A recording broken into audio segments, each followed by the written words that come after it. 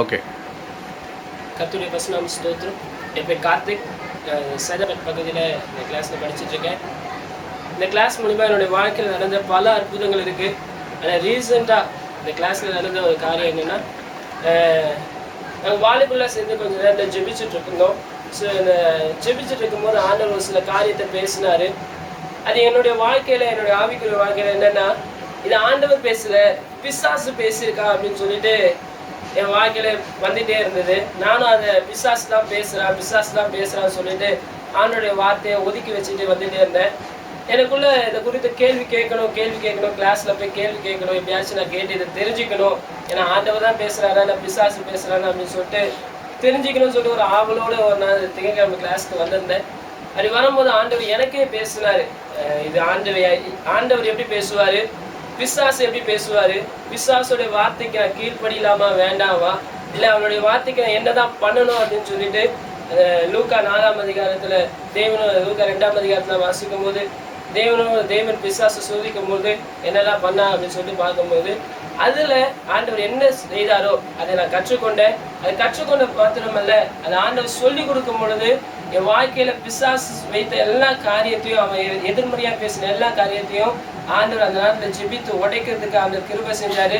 ரெண்டாவது ஒரு காரியம், அது மாத்திரம் இல்லாமல் என் ஃப்ரெண்ட்ஸுங்க என் கூட சேர்ந்து ஜெபிக்கிறவங்களுக்கும் இதே பிரச்சனை இருந்தது. என்ன பண்ணுறதுன்னு தெரியல. ஒரு பையன் கூட ஃபோன் பண்ணி கேட்டுகிட்டே இருந்தாங்க, எனக்கு என்ன பண்ணுறதுன்னு தெரியலண்ணே, இது ஆண்டவர் தான் பேசுகிறாரா இல்லை பிசாசு தான் பேசுகிறாரா சொல்லி கேட்கும்போது நான் எப்படி விடுதலை ஆக்கப்பட்டனோ அதை அவங்ககிட்ட சொன்னேன். அவங்ககிட்ட சொல்லும் பொழுது அவனும் அதை ஃபாலோ பண்ணான். அதுக்கு ஜெபம் பண்ணும்போது ஆண்டவர் அவனுக்கும் விடுதலை கொடுத்தாரு. அதனால சொல்லியிருந்தேன் இங்கே வா அப்படின்னு சொல்லிட்டு, ஆனால் அவனால் வர முடியாத ஒரு சூழ்நிலை.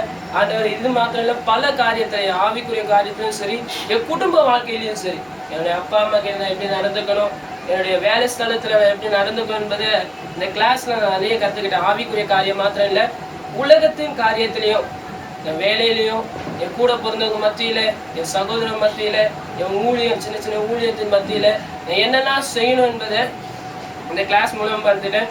என் தனிப்பட்ட வாழ்க்கையில் நடந்த ஒரு சாட்சி என்னென்னா, இது வரைக்கும் தேவ சமூகத்தில் துணிகரமாக இருப்பேன்.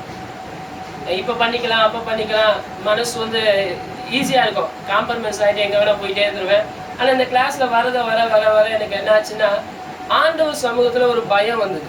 ஃபஸ்ட்டு எனக்கு ஆசீர்வாதமே அதுதான். ஆண்டவர் சமூகத்தில் ஒரு பயம். இது தப்பு பண்ணிட்டா உடனே ஒரு பயம், ஒரு சின்ன பொய் சொல்லிட்டா உடனே பயம் வந்துடுது. ஸோ அந்த பயத்துக்குள்ளே ஆண்டவர் நடத்தினார்.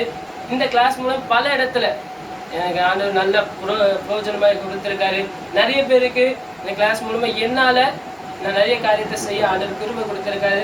அதுக்காக கர்த்தருக்கு நன்றி செலுத்துகிறேன். இன்னொரு காரியம் என்னென்னா, வேலை ஸ்தலத்தில் ஆண்டவர் இந்த கிளாஸில் படித்த ஒவ்வொரு சத்தியமும் நான் ஒரு சில நேரத்தை தியானிக்கும் பொழுது என் கூட ஒர்க் பண்ணுறவங்க கேட்பாங்க, என்ன பண்ணுற அப்படின்னு சொல்லிட்டு. ஸோ அப்போ சொல்லுவேன், இந்த மாதிரி நான் நீ படித்த ஒரு காரியத்தை படிச்சுட்ருக்கோம், யோசிச்சுட்ருக்கேன் அப்படின்னு. ஸோ அப்போ அவங்க கேட்கும்போது அவங்ககிட்ட சொல்லும் பொழுதும் அதுக்கு அடுத்த நாள்லேருந்து என்னன்னு தெரியல, கிட்டத்தட்ட ஒரு 55 வயசு இருக்கும் அந்த அண்ணனுக்கு. அவர் அவருடைய ஃபேமிலி விஷயத்தை எங்களை பகிர்ந்து கொண்டு இப்படி இருக்குது, இதுக்கு நான் என்ன பண்ணணும்னு சொல்லிட்டு ஆண்டவர் அர்த்தமடியாக என்னை நடத்தினார். அதுக்காக கர்த்தருக்கு ஸ்தோத்திரம். இது எல்லாமே இந்த கிளாஸில் ஆண்டவர் கொடுத்த கிருபையினாலே கற்றுக்கொண்டு ஆண்டவர் நாம மகிமையடைவதாக. ஆமென்.